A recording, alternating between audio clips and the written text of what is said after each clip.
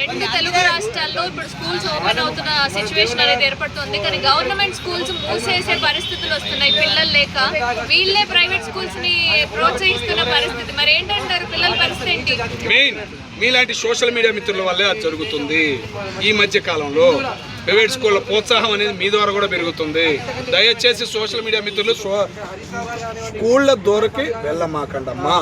రీసెంట్గా paper ad అమ్మా, ఏ సంవత్సరం రాలా, నేను పుట్టిన దగ్గర నుంచి అయితే ఏ సంవత్సరం రాలా గవర్నమెంట్ యాడ్లు 2 కాదు 4-5 పేపర్లు గవర్నమెంట్ యాడ్లు ఇచ్చినాయి అంటే, అన్ని ర్యాంకులు గవర్నమెంట్ స్కూల్లో వచ్చినాయి అంటే మార్పు అనేది మొదలైంది. అర్థమైందమ్మా, ఒక మార్పు అనేది మొదలైంది. ప్రైవేట్ స్కూల్ అంటున్నావు, ప్రైవేట్ స్కూల్ లెక్చరర్స్కి ఇచ్చే జీతాలు ఎంతో తెలుసా? మా అయితే ఒక 20,000, 30,000, 40,000. కానీ గవర్నమెంట్ లెక్చరర్స్కి ఎంతో తెలుసా? కింద వాచ్మెన్కి ఎంతో తెలుసా? 1,00,000 పైనే. మరి 1,00,000 దగ్గర ఎక్కువ వాల్యూ ఉంటుందా, 1,000 దగ్గర ఎక్కువ వాల్యూ ఉంటుందా? అది గ్రహించాలి తల్లిదండ్రులు. లక్షల జీతాలు తీసుకుంటున్నారు, మన సొమ్ము మనం ఆ స్కూళ్ళకే పంపించాలి అనే అవగాహన ప్రతి తల్లిదండ్రులకు వచ్చినప్పుడే మార్పు అనేది మొదలయ్యిద్ది. ఎంతోమంది ఐఏఎస్లు ఈరోజు ముఖ్యమంత్రులు ఎంతోమంది అయ్యారంటే వాళ్ళందరూ చదివింది గవర్నమెంట్ స్కూల్లోనే.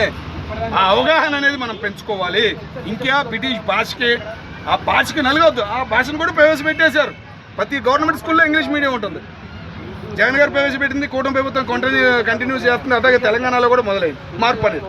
కాబట్టి కంపల్సరిగా గవర్నమెంట్ మీద ఆదరణ చూపిస్తే మీరు పెట్టిపోయే లక్షలు తగ్గుతాయి, తర్వాత వాళ్ళకి ఫ్యూచర్లో ఉపయోగపడతాయి అనే ఒక ఆలోచన తల్లిదండ్రులకు వచ్చేలాగా గురువులు తిరిగి అవగాహన చేస్తున్నారు. చూసావా, అదే మార్పు అనేది.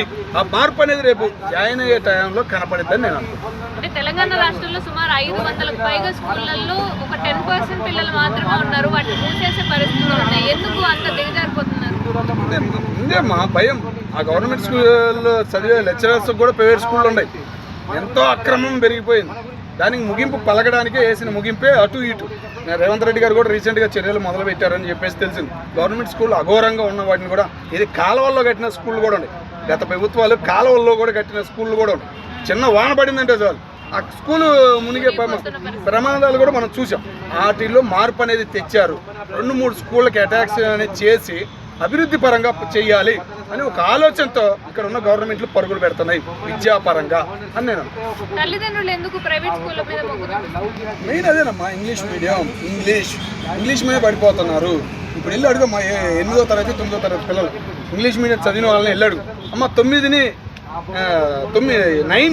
తెలుగులో ఏమంటారని అడుగు, చెప్పలేరు. వాళ్ళకి రావట్లా. ఏదైనా పదం చూపి రావట్లా వాళ్ళకి. తెలుగు అనేది అర్థం కావట్లా. ఇంటికాడ ఎంత మాట్లాడిన తల్లిదండ్రులు ఆ పదాలు అనేవి రావట్లే వాళ్ళకి. అది బయటికి వెళ్తే బతకగలుగుతున్నారు, ఇక్కడ బతకలేకపోతున్నారు. బయటికి వెళ్ళాలంటే మళ్ళీ లక్షలు అవుతుంది. ఆయా లక్షలు మళ్ళీ ఏమైనా ఎక్స్ట్రా సంపాదిస్తున్నారు? ఏమి లేదు. ఇక ఆడే ఉండాలనుకో, ఇక ఆడ ఖర్చు సంగతి మనకు తెలిసింది. ఇక్కడ పావలా అయితే ఆడ 10 రూపాయలు అవుతుంది. ఆ డిఫరెన్స్ అనేది కనపడుతుంది. కాబట్టి మార్పు అనేది మొదలైంది. బయట దేశాల్లో కూడా ఇప్పుడు ఎక్కడ పరిస్థితి బాగోలా, వాళ్ళే దేకలేక సత్తున్నారు. గో బ్యాక్లు అనేవి మొదలైనవి. కాబట్టి మార్పు అనేది విద్యలోనే మొదలైంది. కానీ మన రాష్ట్రాలు, తెలుగు రాష్ట్రాలు చాలా జాగ్రత్తగా ఉన్నాయి. 2 రాష్ట్రాల ముఖ్యమంత్రులు కానీ మంత్రులు కానీ చాలా జాగ్రత్తగా ఉన్నారు అని ఎందుకన్నానంటే, ఆ మాట గవర్నమెంట్ టీచర్స్ బయటికి వచ్చి తిరుగుతున్నారు. గత నెల రోజుల నుంచి పిల్లల్ని గవర్నమెంట్ స్కూల్లో జాయిన్ చేయండి. నేను ఇప్పుడు దాకా చూడలేదు. సెలవులు వస్తే వాళ్ళు ఆగి ఇంటికి పోవడం, ఏదో టూర్లకు వెళ్ళేవాళ్ళు. కానీ ఇప్పుడు తిరుగుతున్నారంటే వాళ్ళలో మార్పు వచ్చింది అనే నమ్మకం నాకు కలిగింది. తిరిగినందుకైనా ఒక 10 మంది అయినా జాయిన్ అవుతారు అనే నమ్మకం అయితే నాకు.